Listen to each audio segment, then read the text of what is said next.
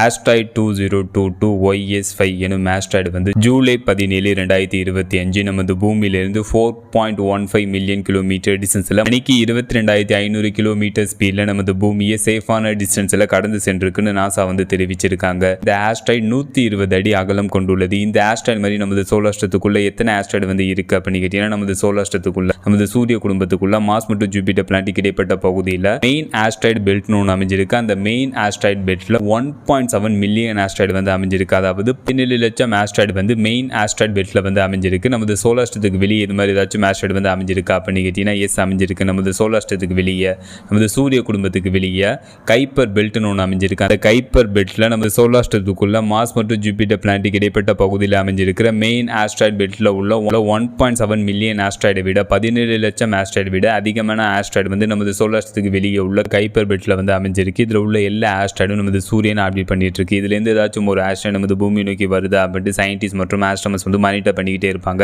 அந்த மாதிரி மானிட்டர் பண்ணிட்டு இருக்கிறப்ப ஜூலை 17, 2025 ஆஸ்ட்ராய்டு 2022 YS5 எனும் ஆஸ்ட்ராய்டு வந்து நமது பூமியை சேஃபான டிஸ்டன்ஸில் கடந்து சென்றிருக்குன்னு நாசா வந்து தெரிவிச்சிருக்காங்க. சிறிய அளவுள்ள ஆஸ்ட்ராய்டு ஏதாச்சும் நமது பூமியில் வந்து விழுந்துச்சுன்னா, அந்த சிறிய அளவுள்ள ஆஸ்ட்ராய்டு நமது பூமியோட அட்மாஸ்பியரில் என்டர் ஆகிறப்ப அந்த சிறிய அளவுள்ள ஆஸ்ட்ராய்டு நமது அட்மாஸ்பியரில் எரிஞ்சு அழிஞ்சிடும். அதுவே மிகப்பெரிய அளவுள்ள ஆஸ்ட்ராய்டு ஏதாச்சும் நமது பூமியில் வந்து விழுந்துச்சுன்னா, நமது பூமியில் வந்து பெரும் பாதிப்பு வந்து ஏற்படும்.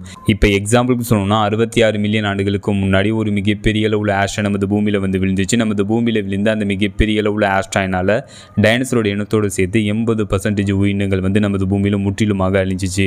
66 மில்லியன் ஆண்டுகளுக்கு முன்னாடி நமது பூமியில் விழுந்த ஒரு மிகப்பெரிய